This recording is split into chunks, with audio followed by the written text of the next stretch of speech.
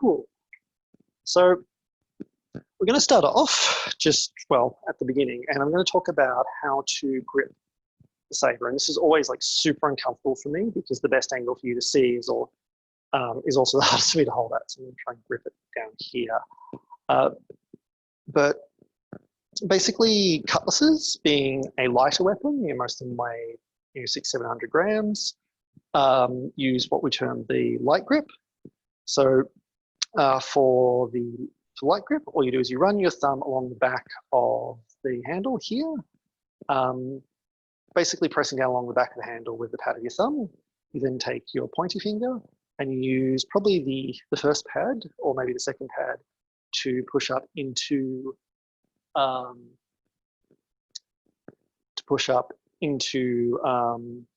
thumb. So you're holding the weapon from both sides, and then you take the front pad of your pointy finger to push the handle of the weapon into the palm of your hand. So you're basically securing it from all four sides in a very, very light grip. You want to be using structure to hold your saber. You don't, or your cutlass. I'm going to use the terms interchangeably because they do in the period, and so I'm going to as well.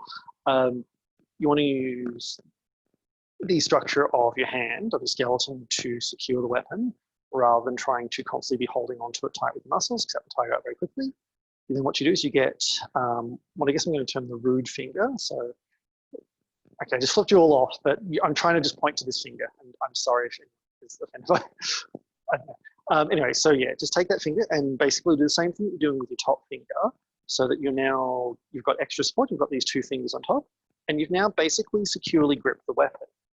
But this leads to the question of what do you do with your bottom two fingers, these two. So all you really want to do with those is just rest them on the handle. But they're just there nice and loose. And your grip should look sort of like this. But these two fingers become important because when you do any movement with the weapon, the first thing that you do is tense these two fingers as a cue to kind of ricochet, muscle tension up your arm to move. And so once you've got this grip, what I want you to do is just bounce the weapon in your hand, bounce your cutlass in your hand. Try not to kink your wrist with your, because that can hurt a little bit, but just keeping a nice sort of straight wrist. And what that will do is basically you'll adjust and you'll start to hold it correctly and sort of stabilize it. And everyone's grip is going to be a little bit different. No two people are the same, or, I mean, there probably are two people who are the same, but they'd be very, very unusual. All two of them. But yeah, where you hold your weapon exactly is going to vary a little bit based on the size of your hand. So I've got very long fingers, I have a very loose grip. Some with a smaller hand will have a tighter grip, some with like a fatter hand, basically like a broader hand, I guess. We'll hold it slightly differently again to someone with a slim hand like me. But the point is, the main thing you want is to be securing the handle of the weapon from all sides, and to be able to bounce it and move it quite agilely. All right, so that's how you hold the weapon. So, Nat says, we prefer the terms well-padded hands. I like that, well-padded. When I get my day, as I put on more weight during isolation, so I'm referring to myself as well-padded, I think. All right, so does anyone have any questions before we move on?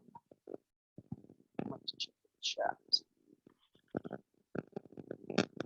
Or if you have a question, ask me out.